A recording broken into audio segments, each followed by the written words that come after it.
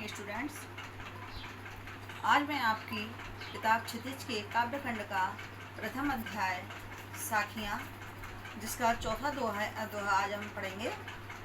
उम्मीद करती हूँ इससे पहले के जो दोहे मैंने पढ़ाए हैं और नोट्स भी भेजे हैं, आप लोगों ने देखे और सुने भी। दोहा है, हिंदू मुआ राम कही, मुसलमान खुदाई, कहे कबीर सो जीवता, जो दुहू के निकट न जाए। हिंदू मुआ, मर जाना।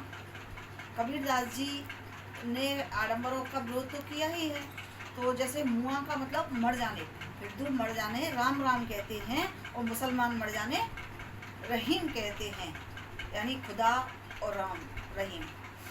तो हिंदू मुआ राम कही, मुसलमान खुदाई। हिंदू मर जाने राम कहते हैं और मुसलमान खुदा। दोनों राम और खुदा का भेद करते करते मर जाते हैं।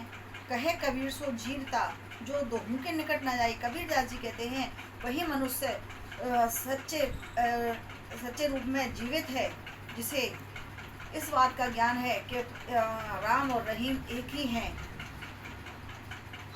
हम एक ही ईश्वर की संतान हैं, जिसके हम लोगों ने यहाँ धरती पर आकर बंटवारे कर दिए हैं। हम एक ही ईश्वर की संतान हैं। राम रहीम कोई अलग नहीं है, इन दोनों को अभिन्न बताया है। इसकी काव्यगत विशेषता है, भाषा तो सदुक्कड़ी है और इन्होंने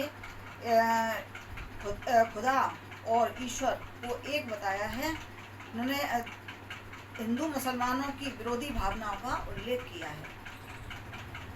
अगला दोहा, कावा फिर काशी भया, राम ही भया रहीम, मोट चून मैदा भया, बैठ कबीरा जी।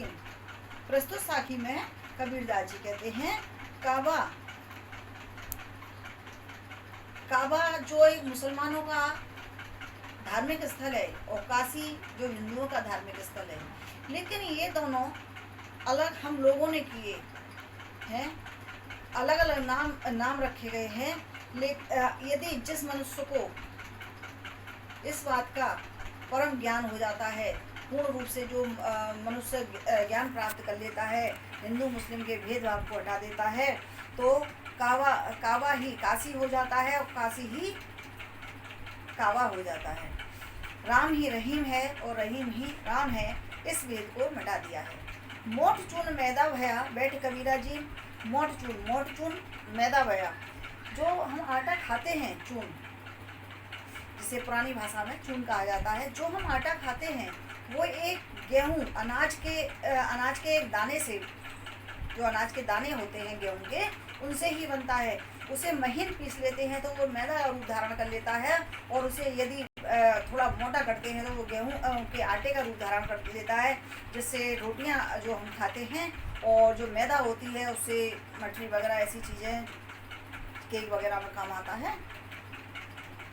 तो यदि जिस मनुष्य को इस बात का ज्ञान हो जाता है, हम एक ही ईश्वर की संतान हैं, हम अलग नहीं हैं, जिस प्रकार एक ही गेहूं से आटा और मैदा बनता है, उसी तरह हम लोग भी परम ब्रह्म परमात्मा एक ही ईश्वर की संतान हैं। काव्यगत विशेषता है, कबीर ने राम और रहीम, काबा काशी को अभेद बताया है। इन दोनों में भेद नहीं माना है और भाषा सदुक्कड़ी है और हिंदू मुस्लिम के भेदभाव पर जोर दिया है। इससे अगला दोहा है, ऊंचे कुल का जन्मिया, जे करनी ऊंच न होई, सुवर्ण कलश सुरा भरा, साधु निंदा सोई। कबीरदास जी कहते हैं, ऊंचे कुल में जन्म लेने से कुछ नहीं होता। ऊंचे कुल में का जन्मिया माने जन्म लेना। जे करनी ऊंच न होई, जिसके कर्म अच्छे नहीं होते। सुवर्ण कलश सुरा भरा, जो जिस तरह से सोने के कलश में शराब भरी होती है तो वो अमृत नहीं बन जाती। इस प्रकार कबीरदास जी कहते हैं, ऊंचे कुल का जन्मिया, जे करनी ऊंच न होई, सुवर्ण कलश सुरा भरा, साधु निंदा सोई। कबीरदास जी कहते हैं, ऊंचे कुल में जन्म लेने से कुछ भी नहीं होता। जिस प्रकार सोने के कलश में मदरा भरी होती है, यानी शराब भरी होती है, तो साधु संत लोग, सज्जन लोग उसकी निंदा ही करते हैं। और जिस प्रकार जो मनुष्य अच्छे, जिसका परिवार जैसे पीढ़ी दर पीढ़ी अच्छा चलता आ रहा था, आता है और नामी गामी होता है, उसके कुल में कोई एक ऐसा व्यक्ति प्रकट हो जाता है, जन्म ले लेता है, जो उस कुल के नाम को डुबोता है, तो वह कुल के, अपने कुल के कारण उसके मुंह पर कोई नहीं कहता, तो बाद में उसकी बुराई ही करते हैं।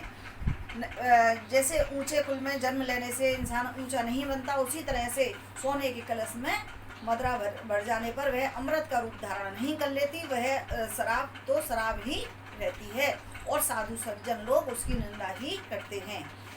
काव्यगत विशेषता है इसकी। भाषा सदुपड़ी है। मनुष्य को अहंकार से बचने के लिए कबीरदास जी ने सुझाव दिया है कि किसी भी मनुष्य को अपने ऊंचे कुल का अहंकार नहीं करना चाहिए, और अलंकार का भी सुंदर प्रयोग किया है।